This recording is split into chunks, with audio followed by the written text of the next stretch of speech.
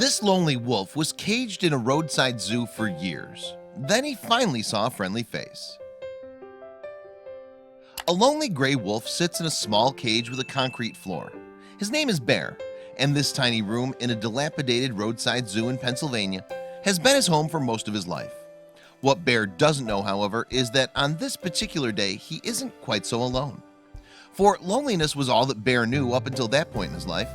In fact, Bear lived for years in a cramped cell at Animal Land Zoological Park, a roadside animal attraction in Wellsboro, Pennsylvania. His concrete enclosure was identical to many others in the zoo, with each one holding different animals. But Bear was the only wolf at the park. Of course, wolves are exceptionally social creatures, so Bear's isolation was deeply incongruous with his instincts. For instance, instead of roaming with his wolf pack and securing a mate, Bear had not seen another of his kind in years. What's more, Bear's neighbors included a Siberian tiger named Baby, an Arctic fox, a bobcat, and 3 capuchin monkeys. A pair of black bears named Sean and Sandy were also kept in 2 small quarters at the roadside zoo.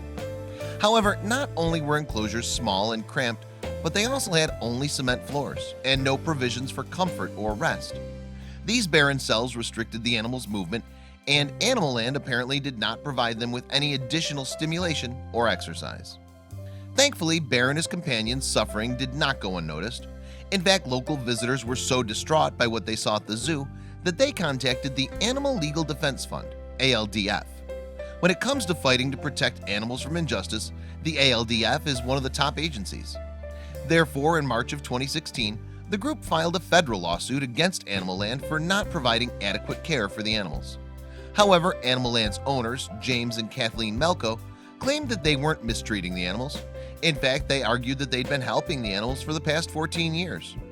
Not surprisingly, though, the ALDF's investigation showed this to be untrue. Within months, Animal Land and its owners were charged with violating the Endangered Species Act, ESA, as well as the Pennsylvania State Game Commission regulations that define how to humanely care for a captive animal. But it wasn't just the small cages and lack of exercise or stimulation that led to ALDF's victory. Looking back at Animal Land's history, the ALDF found that the zoo had over 60 violations from USDA inspections in the past few years. In fact, Animal Land had failed to meet the most minimal of requirements for proper care, as defined by the Animal Welfare Act. Even the infrastructure of the zoo itself was in such decline that the lawsuit declared it a public safety hazard, as there was a risk of animals escaping. In addition to this, the lawsuit focused on the zoo's endangered species, Bear and the Siberian tiger, Baby.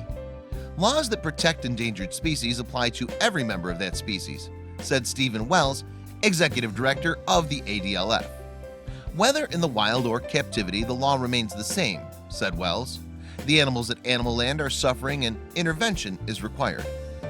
For evidence in the lawsuit, the ALDF relied on photos, first-hand accounts from visitors, and expert analysis. The testimonies indicated that all of the animals kept in these conditions were suffering, both physically and psychologically. Naturally, Bear was meant to be a social and active wolf and suffered, perhaps more than the rest, by being alone. But little did he know that his life was about to change forever. In light of the lawsuit, Animal Land closed its doors for good in August of 2016. Thankfully, too, the owners worked with officials to ensure that all the zoo's animals were relocated to new homes. So when it was time for Bear to leave, the cage that his rescuers placed him inside would become his last. That's because he rode to his new home at the Wolf Sanctuary of Pennsylvania. Now he can finally experience the companionship of other wolves and feel the earth beneath his paws, according to an ALDF press release. In fact, all the animals found new homes that catered specifically to their needs. For instance, Baby the tiger, the monkeys, the bobcat, and the fox were all moved to a wildlife rescue facility in Pennsylvania. Meanwhile, the black bears, Sean and Sandy, were moved by lions, tigers, and bears to the Wildlife Rescue and Rehabilitation in San Antonio, Texas. The animals at Animal Land were suffering and the zoo was breaking the law, said Wells. We're happy to have helped these long-suffering animals find habitats that meet their needs as wild animals, and we're relieved that they're finally free from their cramped and dilapidated quarters at Animal Land. As for Bear, he can now finally roam and socialize with his wolf brethren. He's safe, well cared for, and will live the rest of his life cage-free.